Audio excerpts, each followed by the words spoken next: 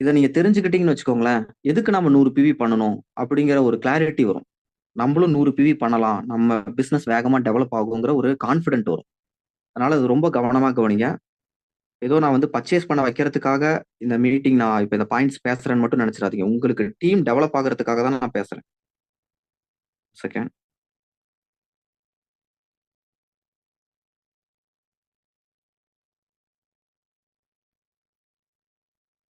Okay. இப்ப என்னோட screen உங்க எல்லாருக்குமே தெரியும்னு நான் நம்புறேன். என்னோட ஸ்க்ரீன பாருங்க. இப்ப 100 பிவி கன்சிஸ்டன்சி பண்றதுனால நமக்கு கிடைக்கக்கூடிய பெனிஃபிட்ஸ் அதாவது அதாவது தெரிஞ்ச பலன்கள், தெரியாத பலன்கள்னு சொல்லிட்டு 2 விதமா நான் பிரிச்சிருக்கேன். 2 கேட்டகரியில பிரிச்சிருக்கேன். இப்ப 100 பிவி கன்சிஸ்டன்சி பண்ணா, நம்ம கண்ணு முன்னாடி எல்லாருக்கும் தெரியுது. பார்த்த உடனே தெரியுது என்ன? ஓகே 100 பிவிக்கு நம்ம வந்து பர்ச்சேஸ் பண்றோம். ரூ. 3500 நம்ம பர்ச்சேஸ் பண்றோம்னா, நமக்கு ஃப்ரீ நம்ம 30, 40 பிவி பண்ணாலும் ஃப்ரீ ப்ராடக்ட் வருது. அதே மாரி 100 பிவி பண்ணாலும் ஃப்ரீ ப்ராடக்ட் வருது. அப்ப ஃப்ரீ ப்ராடக்ட் இன்னும் அதிகமா வரும். ரூ. 3500 வாங்கும்போது ஒரு ரூ. 350 300, ரூ. 350 ரூ. 400 மதிப்புள்ள ஃப்ரீ ப்ராடக்ட்ஸ் வந்து நமக்கு கிடைக்குது. ஓகேங்களா? இது நமக்கு தெரிஞ்சது. அடுத்து எம்ஆர்பி ரேட்ல இருந்து டிஸ்கவுண்ட்ல தான் கிடைக்குது. இதுவும் நமக்கு தெரிஞ்சது. எம்ஆர்பி விலைக்கு குடுக்கறதில்ல. டிஸ்கவுண்ட் தான். ஒவ்வொரு பொருளுக்கு ஏத்த மாரியும் ஒரு பொருளுக்கு 10% இருக்கும். ஒரு பொருளுக்கு 15 இருக்கும். 12 இருக்கும். 20 இருக்கும். அது மாரி எம்ஆர்பில இருந்து டிஸ்கவுண்டட் ரேட்ல தான் நமக்கு கிடைக்குது. அடுத்து பெர்ஃபார்மன்ஸ் போனஸ். நம்ம குடுக்குற காசுக்கு அதிகபட்சம் 16% வரைக்கும் தராங்க. அதாவது நீங்க இப்ப 5ல இருக்கீங்க. அடுத்து 8க்கு போலாம், 12க்கு போலாம், 16க்கு போலாம். அது மாரி 16 நீங்க செல்ஃப் பர்ச்சேஸ் பண்றதுக்கு 16% அட் எனி நீங்க 5ல இருந்தாலும் ஒரு நாள் அப்படியே கொஞ்சம் கொஞ்சமா பிவி வந்து நீங்க யாரையுமே சேர்த்தலைனாலும் செல்ஃப் பர்ச்சேஸ் உங்க பிவியே கொஞ்சம் கொஞ்சமா குமுலேட்டிவ் ஆகி ஒரு நாள் 16க்கு போயிருவீங்க. அப்ப நீங்க பர்ச்சேஸ் பண்றதுல இருந்து 16% உங்களுக்கு வந்து ரிட்டர்ன் 16% ஆஃப் பெர்ஃபார்மன்ஸ் போனஸ் வந்து உங்களுக்கு ரிட்டர்ன் வந்துருது. அது ஒரு பெனிஃபிட் இருக்கு. அடுத்து 4 மாசம் தொடர்ந்து நம்ம 100 பிவி வாங்குனோம் அப்படின்னா, ரூ. 2500 கூப்பன் கிடைக்குது. Yes or no? அதுக்கு அடுத்து நமக்கு இந்த இந்த மாரி நம்ம தொடர்ந்து பர்ச்சேஸ் பண்ணும்போது, continuous purchase will average of 50% return. அதாவது கன்டினியூஸா நம்ம வெஸ்டேஜ்ல 1 மாசம் பர்ச்சேஸ் பண்ணிட்டு என்னடா நான் இவ்வளோ காசு குடுத்துருக்கேன். இவ்வளோ இந்த பொருளோட விலை இவ்வளவா? டிஸ்கவுண்ட் ரேட் எல்லாமே போனாலும் இவ்வளோ என்னோட ஒரு பேஸ்ட்னா இவ்வளவா? ஒரு சோப் என்ன இவ்வளவா? ஒரு ஷாம்பு என்ன இவ்வளவா? அப்படின்னு ஒரு சிலர் நினைப்பாங்க.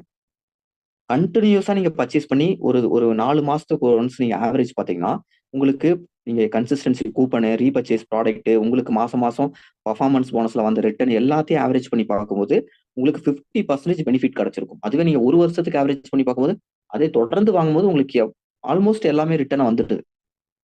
கரெக்ட்டுங்களா? அடுத்து குவாலிட்டியான ப்ராடக்ட்டுங்க. நம்ம லைஃப்க்கு சப்போர்ட் பண்ணக்கூடிய குவாலிட்டி ப்ராடக்ட்டுங்க. இப்பலாம் வந்து நீங்க பேஸ்ட் யூஸ் பண்றீங்க பாத்தீங்களா? அந்த பேஸ்ட் காலையில எந்திரிச்சு நம்ம காலையில பல் விளக்குறோம். இப்ப 50 வருஷத்துக்கு முன்னாடி, 100 வருஷத்துக்கு முன்னாடி யாருங்க பல்லு விளக்குனா? எல்லாம் செங்கல்ல விளக்கியிருப்பாங்க. யாரு கோல்கேட் பேஸ்ட் போட்டு விளக்குனா? அதுக்கு முன்னாடி மக்கள் எவ்வளவு ஆரோக்கியமா இருந்தாங்க. பேஸ்ட் போட்டு கோல்கேட் பேஸ்ட்ல நிக்கோட்டின் இருக்குன்றாங்க. என்னென்னமோ வேதிப்பொருட்கள் இருக்குன்றாங்க. யோசிச்சு பாருங்க. காலையில எந்திரிச்சோனே அந்த பேஸ்ட் தான் வாயில போய் அப்புது. நம்ம என்னதான் கார்கிள் பண்ணாலும் முழுசா வெளிய வரதில்ல. நுரை அப்படியே இருக்கும். உள்ளுக்குள்ள எங்கேயாவது ஒட்டியிருக்கும். அது சாப்பிடுறோம். உடம்புல போய் அது தங்குது. உள்ள இருக்க ஆர்கான பாதிக்குது. அப்ப குவாலிட்டியான பேஸ்ட் யூஸ் பண்ணா எல்லா பேஸ்ட்லயும் அப்படி இல்லைல. அப்ப அதுலயே ஒரு நல்ல ஒரு ப்ராடக்ட்ன்னு எடுத்துக்கிட்டீங்கன்னா நல்லதும் இருக்கு, கெட்டதும் இருக்குங்க. இப்ப நல்லது இருக்குன்னு தெரியும்போது அத யூஸ் பண்ணா என்னங்க? பேஸ்ட் இல்லாம இப்ப வாழ முடியாது. அதுக்காக 50, 100 வருஷத்துக்கு முன்னாடி நான் வந்து செங்கல் தூள வச்சு தேய்ச்சேன், வெறும் பவுடர வச்சு தேய்ச்சேன், அது என்ன சாம்பல வச்சு தேய்ச்சேங்கிறத இப்ப யாராவது பண்ணா சிரிப்பாங்க. அத நம்ம அதுக்கு அங்க போல நம்ப. யாரும் அப்படி பண்ணவும் மாட்டோம். பண்ணல. அதுக்கு நல்ல குவாலிட்டியான தரமான பேஸ்ட்டுங்கும்போது அத வாங்கி யூஸ் பண்ணலாமே. டீ எடுத்துக்கோங்க. எத்தன பேரு டீ குடிக்கிறாங்க? டீல தான் பல வியாதி வருதுன்றாங்க. நம்ம நல்லதுன்னு நெனச்சு பண்றதுல தான் நமக்கு ஆரோக்கியமே கெட்டு போகுது. அப்போ குவாலிட்டியான ப்ராடக்ட் இங்க இருக்குங்கும்போது, அப்ப நம்ம லைஃப் பெட்டரா இருக்குல்ல. அடுத்து பாருங்க ஒரு இன்கம் ஆப்பர்ச்சுனிட்டி. இது பண்ணா அது இல்லாம இன்கம் வருது.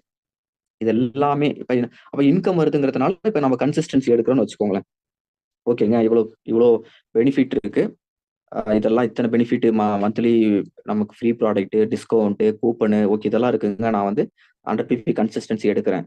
ஓகேவா? இது கூட சேர்ந்து பிசினஸ் ஆப்பர்ச்சுனிட்டி இருக்கு. அப்ப பிசினஸா பண்றதுக்கு இந்த கன்சிஸ்டன்சி எப்படி உதவும்ன்னு பார்க்கலாமா? ஓகேங்களா? இப்ப பாருங்க. இப்ப நீங்க 100 பிவி கன்சிஸ்டன்சி எடுத்து பண்ணும்போது, நீங்க வெஸ்டேஜ் பிசினஸ ரொம்ப கான்ஃபிடென்ட்டா பண்ணுவாங்க. You can do wastage confidently.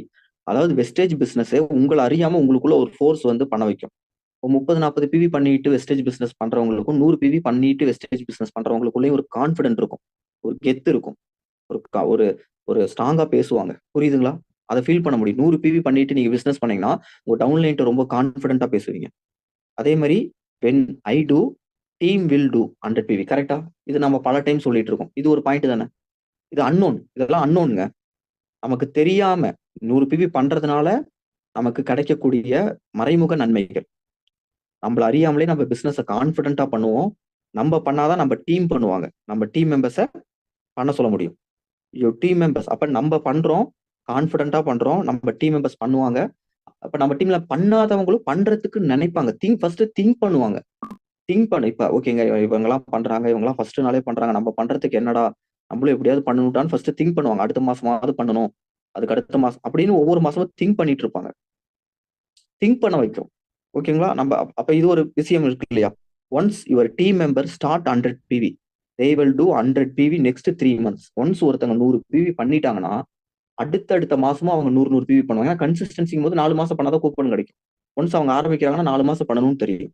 ஒருத்தர் ஆரம்பிக்க வச்சிட்டீங்கன்னா அடுத்த 4 மாசம் உங்களுக்கு 3 மாசம் உங்களுக்கு பிவி கேரண்டி இல்ல. அதே 30 பிவி பண்றவங்க அடுத்த மாசம் 30 பிவி பண்ணுவாங்களானே தெரியாது. அவங்க பிசினஸ்ல இருப்பாங்களானே தெரியாது. 100 பிவி பண்றவங்க ஒரு கமிட்மெண்ட்டுக்குள்ள வராங்க.